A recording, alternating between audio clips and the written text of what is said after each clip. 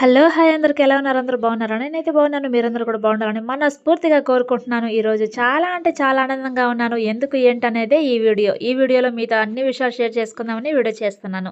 ఇక ఎందుకండి ముసుగులో గుద్దులాట మీతో చెప్పేస్తాను. మీతో చెప్పకుండా ఇంకా నేను ఎవరితో చెప్పుకోను చెప్పండి. ఈరోజు నేను సప్త శనివార వ్రతం అనేది చేసుకోబోతున్నాను. అదే అండి 7 శనివారాల వ్రతం చేసుకోబోతున్నాను. ఎవ్వరూ లేరు. నాకు నేనే చేసుకోబోతున్నాను. మా వారే పూజారనమాట. మా వారే చేపిస్తారు పూజలు. నాతో. కాబట్టి ఇక మా వారిని నమ్ముకొని నేనింకా ఈ రంగంలోకి దిగేశాననమాట. కానీ మీతో ఒక విషయం చెప్పుకోవాలి. నేను గత కొద్ది వారాల నుంచి అనుకుంటున్నాను ఈ వ్రతం చేసుకోవాలి అని. కానీ ఎందుకు నాకు కుదరటం లేదో ఆలోచిస్తుంటే నాకర్థమవుతుంది. స్వామివారు నాకు పరీక్షలు పెడుతున్నారు. ఎందుకు?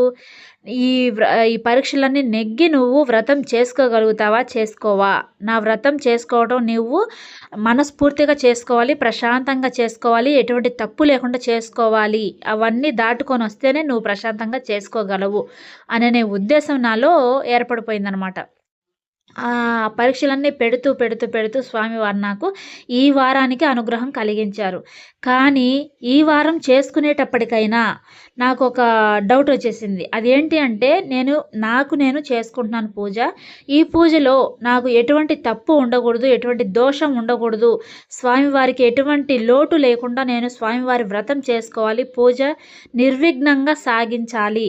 ఎటువంటి విఘ్నాలు జరగకూడదు అనేది నాకు రన్ అవుతా ఉంది ఆలోచన అనేది. అది నేను ఈ వ్రతానికి కావాల్సిన సామాగ్రి నేనెప్పుడైతే కొనడం స్టార్ట్ చేశానో అప్పటినుంచి నాకు ఈ ఆలోచన రన్ అవుతూనే ఉంది. ఈ పూజ ఎప్పుడైతే నేను మంచిగా ఖచ్చితంగా ఎటువంటి దోషం లేకుండా, ఎటువంటి తప్పు లేకుండా చేసుకోగలుగుతానో అప్పుడు నాకు ఈ డౌట్ అనేది ఇంకా అంటే ఈ ఆలోచన అనేది పోతుందనమాట. కానీ ఏ పని చేసినా, ఏ వస్తువు కొన్నా నాకిదే అవుతుంది. ఈ ఆలోచనే వస్తుంది. మనం ఇది కొనడం కరెక్టేనా? ఈ వస్తువు వల్ల స్వామివారికి ఎలా చెయ్యాలి? స్వామివారికి పెట్టే ప్రసాదాలు ఎన్నుండాలి? అసలు మనం ఎంత ఆర్భాటంగా చెయ్యాలి? అన్న విషయం అనేది నన్ను ఒకటేమైనా ఆలోచన చేసేలా చేస్తుందనమాట. కానీ కొన్ని వీడియోలు చూశాను. పంతులు గారు అంటే పూజారి గారు చెప్తా ఉన్నారు ఒక వీడియోలో. చాలా అంటే చాలా అద్భుతంగా చెప్పారండి. మీరు ఎటువంటి ఆర్భాటాలకి పోవద్దు. ఆర్భాటం లేకుండా మీకున్న దాంతోనే మీరు చెయ్యగలిగినంతే చెయ్యండి. కానీ స్వామివారికి నమ్మకంతో, ప్రశాంతంగా, మనస్ఫూర్తిగా స్వామివారి మీద నమ్మకంతో చెయ్యండి అనే ఉద్దేశం చెప్పారు చూడండి. నాకు ఆ విషయంలో అస్సలకి నా మనసులో ఉన్న డౌట్‌లన్నీ అసలు ఒక్క పటాపంచలైపోయినాయనమాట. ఇంక చేసుకోవాలి అనే ఉద్దేశంతో ఇంకా టక అనేది ఏం లేదండి. మనం డైలీ చేసుకునే పూజలో ఎటువంటి సామాగ్రి ఉంటుందో అటువంటి సామాగ్రినే. కాకపోతే ఏంటంటే మనం ఒక్క స్వామివారికి పీఠం కొనాలి కాబట్టి పీఠం ఒక్కటే మనం కొత్తది తెచ్చుకుంటాం. అంతే, అంతకు మించి ఇంకేం లేదు. కానీ ఈ మధ్య మనము పిండి దీపాలంటూ కొన్ని పిండి దీపాలు కూడా చేసి పిండి దీపారాధన కూడా చేయాలి అనేది ట్రెండింగ్ అవుతుంది కదా! అది కూడా నేను ఇప్పుడు ఈ వీడియోలో మీకు చూపించబోతున్నాను. పిండి దీపాలు ఎలా చేసుకోవాలి, ఏంటి అనేది కూడా నేను ఇప్పుడు వీడియోలో మీతో షేర్ చేసుకుంటున్నాను. ఈ వీడియో లాస్ట్ వరకు చూడండి, మీకు అంతా అర్థమవుతుంది. నైవేద్యం నేనేం వండుకుంటున్నాను, స్వామివారికి ఎన్ని ప్రసాదాలు ఉండబోతున్నాయి, అలాగే పిండి దీపాలు ఏమేమి ఇంగ్రీడియంట్స్ వేసి నేను పిండి దీపాలు రెడీ చేస్తున్నాను, సాఫ్ట్‌గా వస్తాయా లేదా అనే అన్ని విషయాలు కూడా నేను ఈ వీడియోలో చెప్పబోతున్నాను. అయితే నేను మొట్టమొదటగా లేచింది 4:30కి లేచాను. కానీ 4:30కి అలారం పెట్టుకున్నాను. 5 గంటలకు లేచాను. ఎందుకంటే రాత్రి పడుకోవటమే 1:30కి పడుకున్నాను.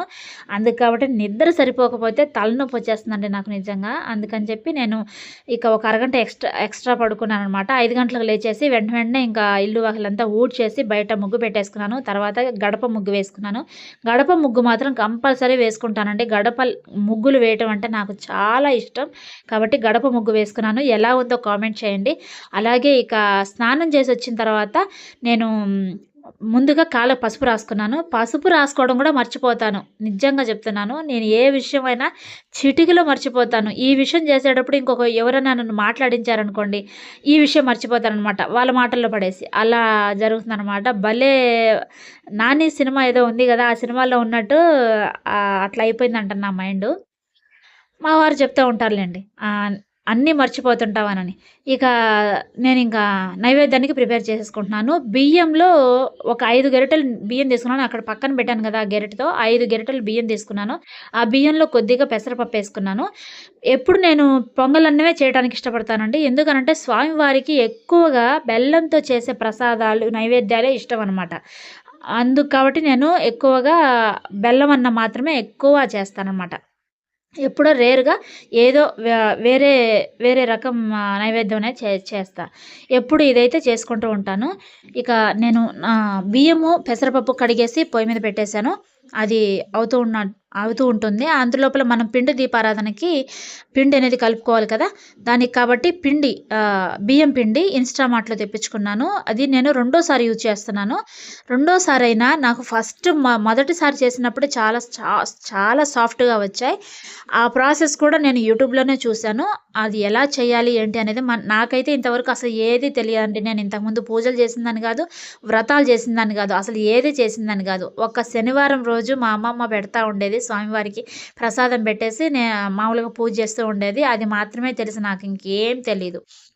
ఇంకా అందుకు కాబట్టి నాకు భయమేస్తుందనమాట. ఎలా చేస్తానో ఏంటో అనని. ఇక మొదలుపెట్టేసాను, స్వామి మీద భారం వేసేసి మొదలుపెట్టేసాను. మొదలుపెట్టే ప్రాసెస్‌లోనే ఇదంతా గూడా. బియ్యం పిండి ప్రమిదలకి మనము బియ్యం పిండి, ఒక అరటిపండు, బెల్లం కొద్దిగా, అలాగే నెయ్యి, పాలు, ఈ 5 ఇంగ్రీడియెంట్స్ ఏసి నేను పిండి దీపాలైతే రెడీ చేసుకుంటున్నాను. నా ప్రాసెస్ అయితే ఇలా ఉంటుందనండి. చాలా అంటే చాలా సాఫ్ట్‌గా వస్తాయి. నెయ్యి వేసినందువలన మనకి మంచి వాసన అనేది వస్తుంది. అరటిపండు వేయడం వల్ల చాలా సాఫ్ట్‌గా వస్తాయి. ఇక పాలు వేయడం వల్ల కూడా మంచిగా సాఫ్ట్‌గానే వస్తాయి. ఇరిగిపోకుండా వస్తాయన్నమాట. అందువల్ల నేను 5 ఇంగ్రీడియెంట్స్ వాడేసి పిండి దీపాలను రెడీ చేసుకున్నాను. నేను ఇంకా పూజ మొదలు పెట్టేటప్పుడు పిండి దీపాలు రెడీ చేసుకుంటాను. అంతలోపల పిండనేది మనం రెడీ చేసి పెట్టుకున్న పిండనేది నానుతూ ఉంటుంది.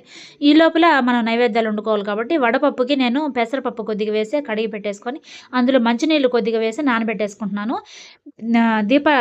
పూజ చేసేటప్పుడు నీళ్ళన్నీ వంపేసి అందులో కొద్దిగా బెల్లం కలుపుకుంటే సరిపోతుంది. ఇక పానకానికి కొద్దిగా బెల్లం వేసి నానబెట్టేసుకున్నాను. అదంతా కరిగిన తర్వాత కొద్దిగా ఇలాచీ పౌడర్ వేసుకుంటే అయిపోతుందనమాట. ఇక బియ్యం ఉడుకుతున్నాయి కాబట్టి అందులోకి కొద్దిగా బెల్లం వేసేసుకొని కలిపేసుకుంటున్నాను. ఈ బెల్లం కూడా మొత్తం కరిగిపోయిన తర్వాత మనము ఇంకా పాలు కలుపుకోవాలి. ఇదంతా కూడా, ఈ ప్రాసెస్ మొత్తం కూడా చాలా అంటే చాలా ఈజీ అండి. ఎవ్వరు భయపడవద్దు. శనివార వ్రతం అంటే అందరూ కూడా చాలామంది భయపడుతున్నారు. ఎలా చేయాలో ఏంటో అనన్నట్టు. కానీ అస్సలు భయపడకూడదు. భయపడకుండా స్వామి మీద భారం వేసి మీరు ముందుకు సాగిపోండి. అంతా స్వామే నడిపిస్తా ఉంటాడు. కాబట్టి నేను కూడా అలాగే వెళ్తూ ఉన్నాను. అంతా స్వామివారి దయ అనుగ్రహం ఉండబట్టే మనం ముందుకు నడుస్తున్నాం అనమాట. ఆ దయ లేనిదే మనం అసలు ఈ ఒక్క ప్రాసెస్, ఒక్క వస్తువు కూడా కొనలేం స్వామి అనుగ్రహం లేకపోతే. అది నాకు అర్థమైంది. నేను ఒక్క అడుగు ముందుకు వేశాను. ఇంకా ఆ తర్వాత స్వామి దయ ఉండబట్టే నేను ఇంకా మిగతా ప్రాసెస్ మొత్తం చేయగలుగుతున్నాను. ఇక పాలు కూడా వేసేసిన తర్వాత జీడిపప్పు, ఎండు ద్రాక్ష అవన్నీ కూడా నెయ్యిలో వేయించుకొని మొత్తం వేసేసాను. స్వామివారికి ఆవు నెయ్యితో చేసిందన్నా, ఆవు పాలు వేయడం అన్నా కూడా చాలా ఇష్టం కాబట్టి నేను ఆవు నెయ్యి వేసేసాను అనమాట. ఆవు నెయ్యితోనే ప్రిపేర్ చేసేసుకున్నాను నైవేద్యం మొత్తం కూడా. ఇక వడపప్పుకి నీళ్లు వంపేసిన తర్వాత మనం బెల్లం కలపాలి కదా! ఆ బెల్లం అనేది పక్కన పెట్టేసుకుంటున్నాను. ఇక నేను వ్రతం కోసం తీసుకున్న పీఠం ఇదేనండి. చాలా అంటే చాలా బాగుండింది. నెల్లూరులో చిన్న బజార్‌లో తీసుకున్నాను. 350 రూపీస్ పడింది. చాలా తక్కువ ధరకొచ్చేసింది. నేను ఎంతో అవుతుందిలే అనుకున్నాను. కానీ తక్కువ ధరకే వచ్చింది. కాబట్టి తీసుకున్నాను. ఈ వీడియో మీకు నచ్చిందని అనుకుంటున్నాను. ఈ వీడియో నచ్చితే కనుక లైక్ చేయండి, షేర్ చేయండి, మన ఛానల్‌ని సబ్స్క్రైబ్ చేసుకోండి. ఇక మిగతా పూజా విధానం మొత్తం కూడా రేపటి వీడియోలో చూపెడతాను. Thank you.